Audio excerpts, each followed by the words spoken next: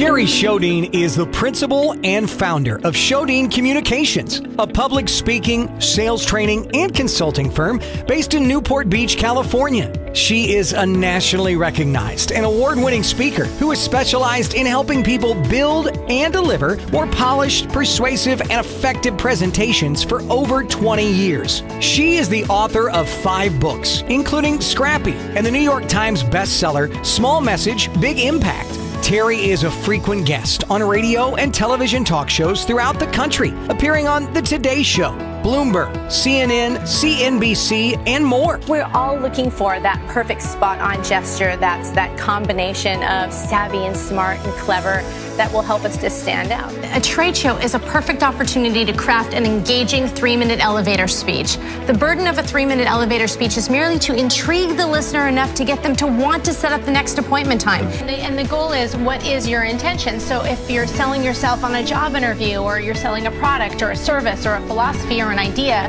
you're trying to present yourself and your ideas in a way that's attractive to people and inspires them to want to hear more. You'll find that her approach is fresh, real world, and her style is fun, sassy, and practical. Get ready to take notes, as her programs are loaded with street-worthy ideas, methods, and tips that you can use immediately to get results. Please welcome Terri Sjodin. Every single persuasive argument always has to focus on the emphasis of need. Why do they need you?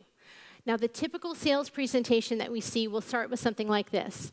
Top 3 arguments. We hope that you'll consider working with us because we really care. We've been doing this for 25 years. We have excellent customer service. We have an incredible suite of products we can make available to you. We are here for the long term, and we genuinely care about our clients. Now, this sounds like a very reasonable list of things that you would sell in a presentation, but it's not compelling. It doesn't move people towards action. I want you to leave this section thinking to yourself, wow, if I went home and really reconstructed my case of my presentation, and I focused on what it is that they truly need, not the talking points that I've traditionally been communicating, would that list look different? And the answer is yes. And if you can identify right up front what your top 10 most persuasive and compelling arguments are, then you'll have them at the ready. You're not always going to use all 10 arguments, but you're going to pick and choose the arguments that become most relevant for those individuals at the appropriate time and space. When it really became apparent to me how radically different things were for us as presenters was when I started to assess the differences in the generations in terms of how they hear our messaging. Now, when I really understood how vastly different it was going to be for us to present to each of these generations was when I went to a concert. Now, 2 big screens come down, big elaborate staging. She starts singing, they're singing with her, but now she starts dancing. And they're dancing. They know all the moves. They are dancing with her. And they're singing and they're dancing, but now there's these text messages that are going across the screen. She's texting them, and they're interactive text messages, which means that you can interact and respond. So they're texting and they're dancing and they're singing and they're spinning. And I'm watching all of this and I'm thinking, oh dear Lord, how will we ever sell them using PowerPoint? Body language and gesturing. Can you give us any tips about actually presenting? Like, what do you see out in the field?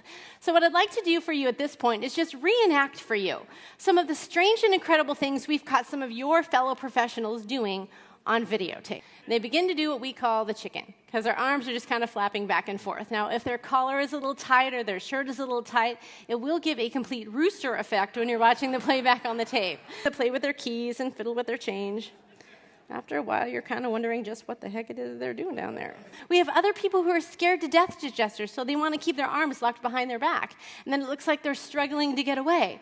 Or they want to keep their arms locked at their sides, so they gesture from here, and they do what we call the penguin. And then, of course, there's the ever-popular fig leaf. And sometimes the fig leaf gets exposed, which is weird. So it's just something to think about. But my absolute favorite came from a colleague of ours. His name was Ed Riley. There was a gentleman in his group that would get so nervous he would play with the buttons on his shirt. And in the course of his presentation, he had unbuttoned his shirt and then buttoned it back up again. And then he unbuttoned his shirt and he buttoned it back up again. We had no idea if he was coming or going. Our team welcomes the opportunity to learn more about the meeting or event you're planning. Let's schedule a next steps conversation. We look forward to working with you, and thank you for watching.